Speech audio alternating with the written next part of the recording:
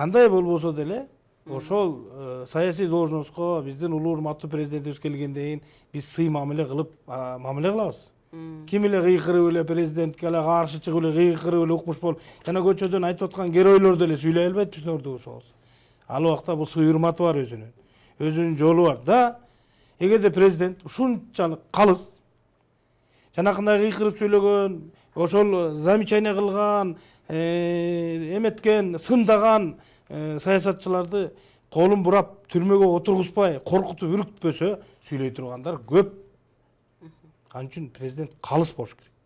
Президент таза болуш керек. Сот калыс болуш керек. Жөндөн жок эле. Мынакей өзүңөр көрүп атасыңар, коомчулукта эмне деген сөздөр болуп атат. Кимди кандай кылып отургузуп коюп атат. Ал мына мен айтып коеюн, мен жөнүнөн сүйлөдүм, партиядан мени чыгарып ийди да, СДПК. Партиядан чыгарып ийгенде бул эгерде ошол убакта Алмаз Шаршенович Атамбаев президент болуп турганда, мен тагдырым кандай болмок билбейм. Ошол сөзгө ушунча териксе. Может быть, ал убакта мага жөн эле жанакы жан жөөкөрлөрү тияк биякта сот поттору жөн эле бирдекени алып туруп эле каматып койгонго чейин бармак. Мен жөнүн айттым. ТЭЦтин тегерегиндеги ызычууга суроо берип атат Акмаралдан мага.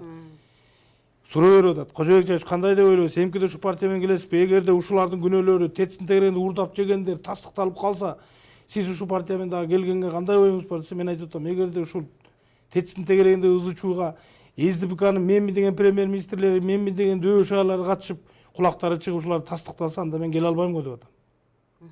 Ушуга теригип, ан убакта кызматы кетип партиясы калганда, партиясынын мүмкүнчүлүгү бар. Мени чыгарып үйгөнгө алганга. И то аны дагы мыйзамдуу кылыш керек. Шарт этип туруп мени исключать этип койду. Ушу сөзгө. А өзү айтчу да. Жигиттер, мени баатырым деп койчу. Баатырым.